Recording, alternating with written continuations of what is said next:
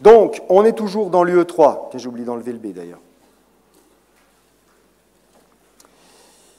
Cette fois-ci, il s'agit des potentiels électrochimiques. Je vais aussi vous poser quelques questions. Simplement, ce n'est pas le même cours, ce n'est pas le même questionnaire. Donc, l'adresse que vous avez à rentrer, vous voyez que cette fois-ci, c'est toujours wooklab.com, ça ne change pas, mais à la fin, vous mettez redox. Et si vous envoyez par SMS, vous envoyez au numéro qui est ici, @redox également, comme ça, vous serez sur le bon questionnaire. D'accord ? Ce n'est pas le même, je les distingue les deux, sinon ce serait le bazar. Donc voilà, il y en a déjà 80 d'entre vous qui ont trouvé l'adresse, c'est bon.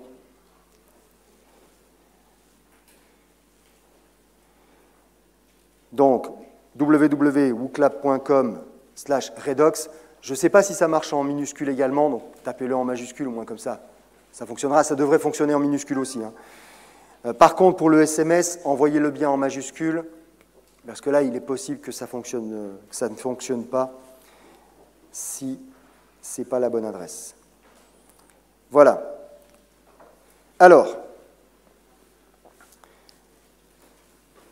vous avez déjà peut-être noté que j'ai utilisé 3 termes différents pour qualifier ce cours. Il y a redox à l'intérieur. Redox, c'est pour réduction-oxydation. Mais j'ai utilisé aussi oxydoréduction. Les deux sont juste des synonymes. Redox, c'est juste une abréviation qu'on utilise, mais qu'on utilise tout le temps. D'accord ? Vous trouverez partout. Et puis, j'ai marqué potentiel électrochimique. C'est une partie de l'oxydoréduction, les potentiels électrochimiques. D'accord ? Donc, ça en est une variation. Mais tout ça, ça s'adresse exactement à la même chose. Et ça concerne, et ça va être notre espèce de fil rouge pendant ce cours-là, ça concerne les phénomènes qui se produisent et dont on a fini par déduire qu'ils étaient basés sur des échanges d'électrons. Le phénomène en question, on peut l'observer si on met une barre de métal dans une solution qui contient le sel d'un autre métal. Par exemple, une barre de zinc dans une solution qui contient du sulfate de cuivre. La solution de sulfate de cuivre, elle contient des ions cuivre 2+. D'accord ? Le métal zinc, c'est le métal zinc. Et ce qui se passe en laissant le temps, c'est qu'on va observer un phénomène de libération des ions sous forme ionique. C'est-à-dire que le zinc qui était métallique, on va le retrouver dans la solution, mais sous forme ionique, sous forme de zinc 2+. On va observer, c'est un peu plus subtil, ça a pris plus de temps pour l'observer, une accumulation de charges, donc d'électrons, dans le métal. Mais ça a pris un peu plus de temps pour l'observer, parce que c'était un peu plus subtil. Et l'apparition, s'il y a des électrons, d'un potentiel électrique. Dès l'instant où on accumule des électrons ou des ions positifs, d'accord, on a de fait apparition d'un potentiel électrique.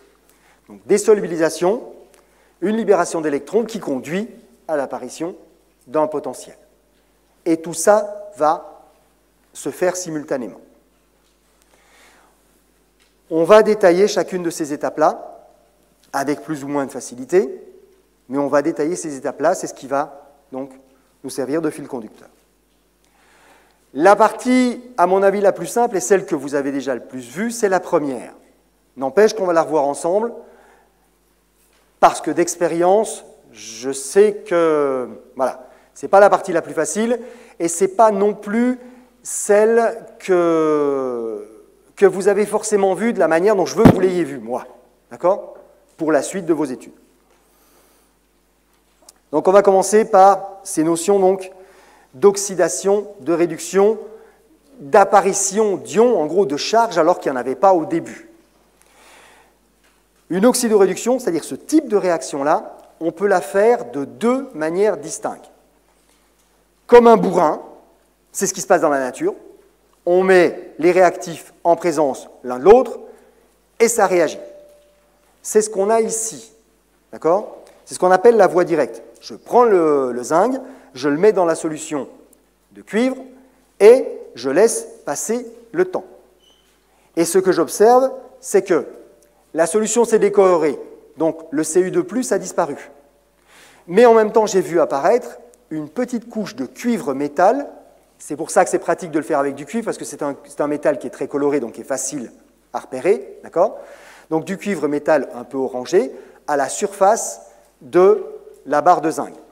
En même temps, et là ça ne se voit pas par contre physiquement, je peux mesurer et vérifier que j'ai maintenant du zinc 2+ dans la solution.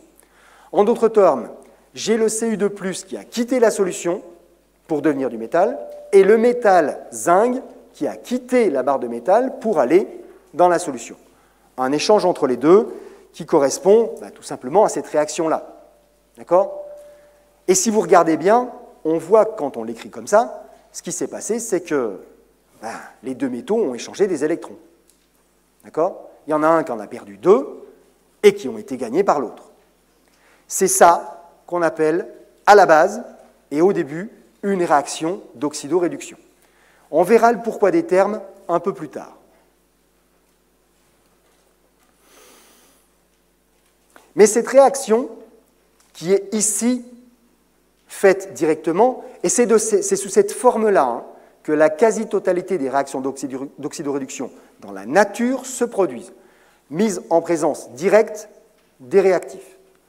On peut aussi, parce qu'il y a des gars malins qui s'en sont rendus compte, la faire d'une manière radicalement différente, en ne mettant jamais en présence les réactifs les uns avec les autres. On les sépare physiquement. C'est qu'on va avoir d'un côté le zinc et l'ion zinc dans la solution. De l'autre, le cuivre et les ions cuivre séparés, reliés entre les deux par deux connexions de nature différente. La première, celle qui est en haut, c'est un conducteur électrique. Ça peut être un fil électrique, d'accord? Mais ça peut être n'importe quoi qui conduit l'électricité. D'accord? Donc ce sont des électrons qui circulent en haut. La petite lampe, elle est juste là pour montrer qu'il y a une circulation d'électrons. D'accord? Elle n'est pas nécessaire. Juste, on a un conducteur électrique au sens de ça conduit les électrons. Et le petit tube que vous avez en bas, qui pourra avoir une autre forme, en particulier être une membrane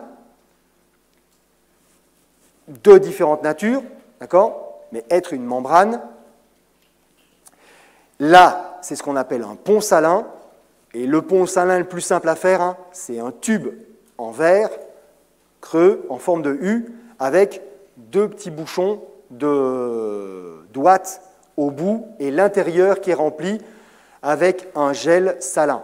Pourquoi un gel? Mais c'est pour que ça ne coule pas quand on le renverse, quoi, tout simplement. Parce que si on met simplement de l'eau avec deux petits bouchons de ouates, vous imaginez bien qu'au moment où on le retourne, tout coule et puis on a perdu l'affaire. Donc si on met un gel à l'intérieur, quand on le retourne, ça ne coule pas. Voilà. Donc c'est juste pour être pratique qu'on met un gel. Voilà. C'est le côté pratique de la chose pour éviter que ça coule.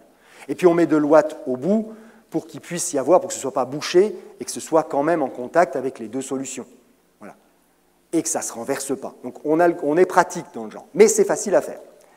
On a donc une liaison dite électrique, celle du haut, et une liaison ionique, celle du bas. Parce que le gel en question, il est rempli d'une solution saline, d'une solution qui contient des ions positifs et des ions négatifs.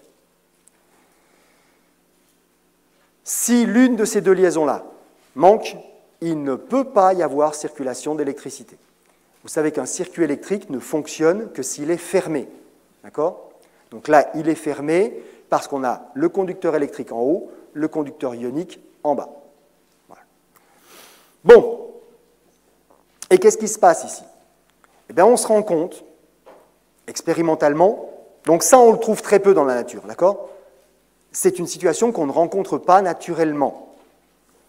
Mais on se rend compte, quand on fabrique ça, que du côté du zinc et du côté du cuivre, je détaille les différents éléments, du côté du zinc, spontanément, quand on fabrique ce système-là, on va avoir le zinc métal qui va passer sous forme de zinc ionique.